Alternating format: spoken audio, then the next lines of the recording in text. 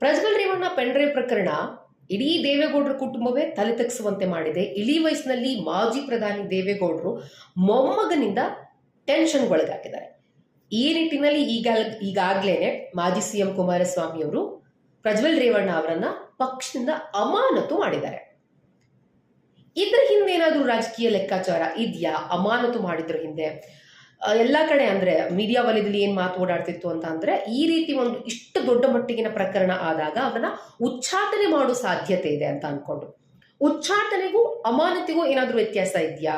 ಖಂಡಿತವಾಗ್ಲೂ ಇದೆ. ಉಚ್ಚಾಟನೆ ಅಂತ ಅಂದ್ರೆ ಅದೊಂದು ಲಾಂಗ್ ಟರ್ಮ್, 5 ರಿಂದ 6 ವರ್ಷ. ಅವರನ್ನೇನಾದ್ರೂ ಪಕ್ಷದಿಂದ ಉಚ್ಚಾಟನೆ ಮಾಡಿದ್ರೆ ಅವರಿಗೂ ಪಕ್ಷಕ್ಕೂ ಯಾವುದೇ ರೀತಿ ಸಂಬಂಧ ಅನ್ನೋದು ಇರೋದಿಲ್ಲ. ಆದ್ರೆ ಇಲ್ಲಿ ಕುಮಾರಸ್ವಾಮಿ ಏನಾದ್ರು ಸ್ಮಾರ್ಟ್ ಮೂವ್ ಮಾಡಿದಾರ. ಅಮಾನತು ಅಂದ್ರೆ ಒಂದು ಶಾರ್ಟ್ ಟರ್ಮ್, ಸ್ವಲ್ಪ ದಿನ ಆದ ನಂತರ ಮತ್ತೆ ಅವ್ರನ್ನ ಪಕ್ಷಕ್ಕೆ ಅವ್ರನ್ನ ವಾಪಸ್ ಸೇರಿಸ್ಕೊಳ್ಬಹುದು. ಇಲ್ಲೂ ಕೂಡ ಕಂಪ್ಲೀಟ್